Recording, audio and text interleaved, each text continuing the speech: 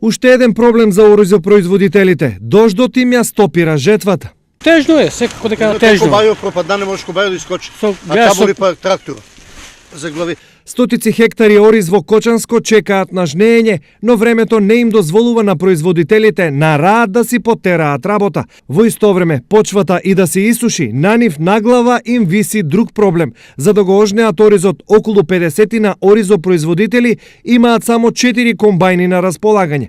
Слушаме дека не дозволувале да дојдат од Чифлик, Чешиново таму комбајните, тражиле у општината да се плате некој данок да платат за да жнеат. А они го жнеа пред 10 дена више полето е завршено, а ние тука со 4 комбајни во поле не се жнее. Значи не можеме до декември да го сожнееме ако не дојдат други комбајни. Ова е само уште еден проблем во низата на главоболки на овие луѓе, зашто работата со оризот на нив им тргна наназад уште од лани.